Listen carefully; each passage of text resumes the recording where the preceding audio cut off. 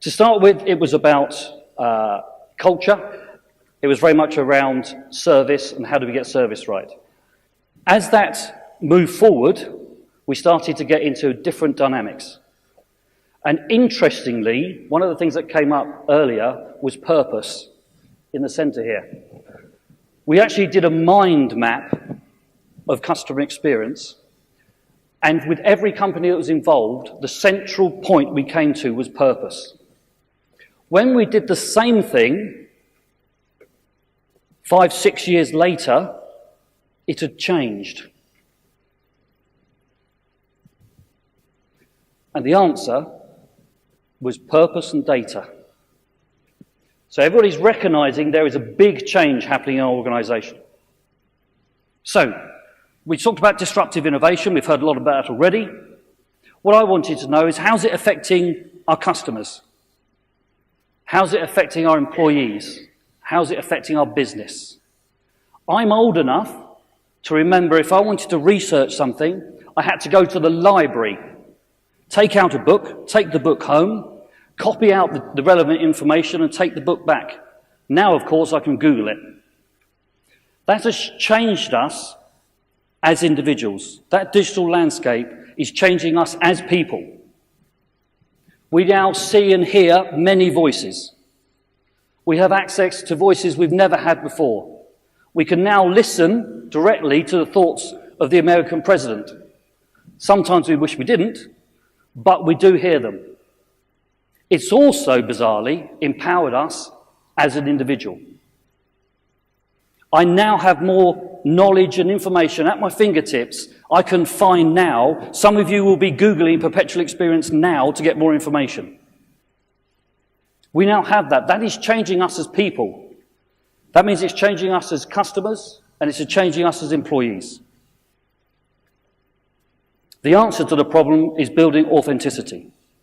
If you're authentic in the modern world of connection, then you start to build a voice that is trusted and understood. It started with customer. It's invigorated by employee experience. Employee experience is at its early stages. You think of customer experience 10 years ago, that's where I think of employee experience now. Your companies will probably look at things like engagement. Doesn't go far enough. Your employees are the untapped resource in your organization. Not only from what they can do for you, but what they will tell you about your company. If you think of customer experience as a symptom and the cause is within your organization, employee experience is another symptom, but it's much, much closer to your organization. And what's more, it has an authentic voice, and that voice is now being listened to. So everything we know about customer experience, we are starting to turn around and point at our employees. What can we learn?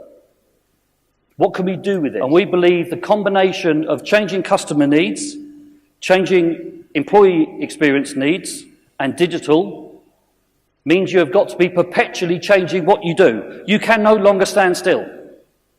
And this is a really tricky message, especially in the world of the biggest organizations. You cannot afford to stay still. The whole thing, of course, is powered by data. And we're only just beginning to understand, and we had some great presentations this morning on the possibilities for data. There are huge possibilities. How many of you think those possibilities are all good? How many of you think all those possibilities are bad? How many of you have asked your employees about it? On most occasions, if you ask employees about AI, you'll get one response. It's going to take my job. So we have to move into this new world thinking of our own people in a different way. Businesses and certain business functions thrive in a theoretical world of order, structure, logical planning, a controlled environment, theoretical results. That's where we've been. That's where I was. 20, no. 25 years ago, when I was helping them dig the Channel Tunnel. It was all about theory, it was about planning, it was about control. We had to know what was happening, we had to look into anything, we had to get the theory right. We had to control that as much as possible. Unfortunately, the world we're moving into is a real world. Dynamic evolution, porous boundaries, intuitive planning, lots of new generation data. We'll hear more about that tomorrow. We've got data coming from lots of different places than we've ever had before. We have behavioral economics, which is bringing a whole new data set and understanding that data. So we can start to think, not what will people say they'll do, but we'll understand what they do. Internet of Things is bringing that data to us, so we can start to understand what they did. The challenge for us all is to bring these two things together. We need a theoretical world, but we need it to work in the real world. In this background, I did a case study on digital maturity. And because of everything I've just said, I was sponsored by Vodafone, which was terrific.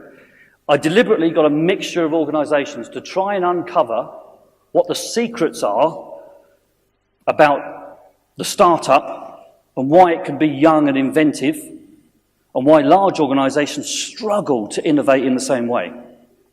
So I haven't got time to go through the whole thing today, but I will go through a little bit of it. First group, considering to be digital. There's still an awful lot of companies still considering digital in any serious way. And I would say some of the UK banks are still in that category. Then there's learning to be digital. So we're all comfortable so far. Now it gets a bit confusing. There are people that are learning to be digital intuitively. They take an intuitive digital approach. I'll talk about some of the companies in a minute. They free themselves up from restricted thinking. They go for it in an intuitive fashion. They test and learn. Do we think this will work? Yeah, I think we do. Let's get it out there. Let's get it to the customer base. If it works, we'll bring it back into our company. And what's fascinating, the bring it back into the company happens real time because they've got the process owners, they've got the designers, they've got the coders all sitting in the same group. They bring it back into their company, learn quickly. You've then got the deliberately digital. This group think digital first. The logical ones here are Google, Facebook. I've got some others to show you as well. So, learning to be digital. Vodafone, LV, which is a brand in the UK insurance industry, Atos, the outsourcers, AXA, PP Health, all learning to be digital. That's where they classified themselves after the best practice. We've now got some companies that you may or may not know. World Remit is a company that moves money around in mobiles right across the world. Simply Business is an organisation that looked at insurance for SMEs and sole traders and said, how do we do that? You have to make it quick, fast, efficient. You've got Simply Health, the health insurer, and you've got First Direct. Anybody know the First Direct brand? Okay, I'll come back to them in a minute. You've then got Atom Bank, the UK's first fully licensed digital bank, I believe. They are deliberately digital. Spotify, you'll know. ASOS is a clothing brand and a home retail group. These people said, we are going to go digital. Now, in reality, when we talk through, we actually find a lot of this company, a lot of things within this organisation are still considering digital.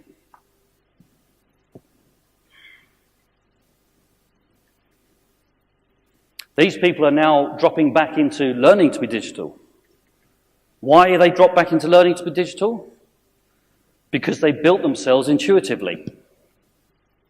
They're now facing the problem where they have to make it a solid state delivery. So they're having to take a deliberately digital stand. What these people do know now is what good looks like. So the top group knew what good would look like before they started. They gambled. In Atom Bank's case, they gambled a lot of money. That we know what good looks like. So, within your company, and I haven't got time to go through the whole thing now, there'll be people at different stages on this journey, and you're thinking about them already. Where are they, and what's the approach they're taking? So First Direct, when I started looking at customer experience, would have been deliberately digital, because they were the first bank in the UK to have no branches. It was phone or website. They are now having to go back into learning to be digital to cope with the real world. So that's a brief, and I've got a much more deeper explanation of that. And for your employees, moving between these is really difficult. So I agree with all the speakers we've had already about the complications.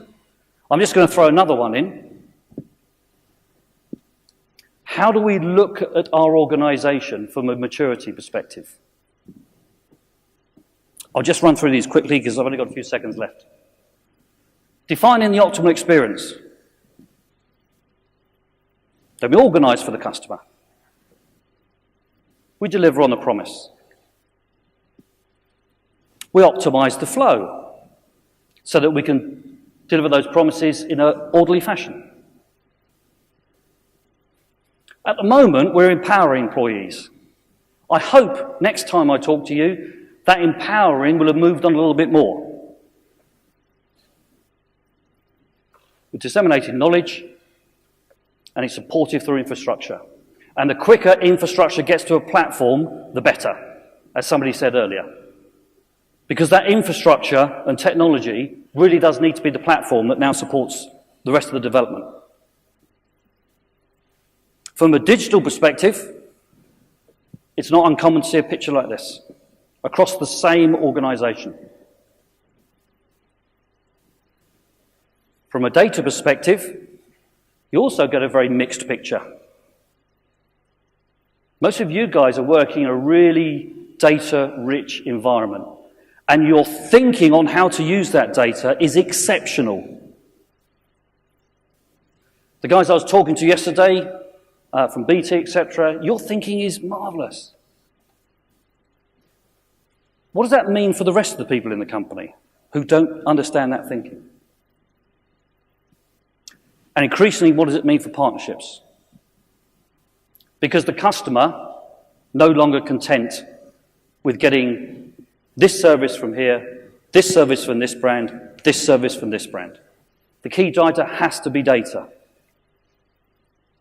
It allows us to understand, and I usually use the analogy of a sat-nav here, because we can plan routes into a city. I live just outside London. I can plan routes in, but if I need to go somewhere else, I'll take the route I had to start with and I'll adapt it. I have no idea what the traffic is. But as the data comes in and as my sat-nav gets updated, of course there's real-time data. It's got a much better decisioning process than I have. So this does leave us in a world where change is happening, and it's happening really, really quickly. Are we taking everybody with us? The thing I see more than anything at the moment, I'm afraid, is different parts of an organisation on different levels of this journey. And if we go back to the intuitive companies that have made a success of this, they are small enough to take everybody on the same journey.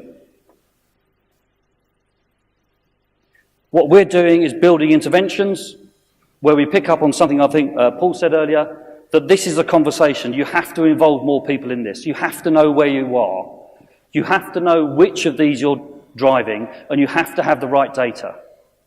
I now have access to data for one of my customers that can tell me exactly where the leadership think they're going, the brand think they're going, and different parts of the company think they're going. And they are all very different.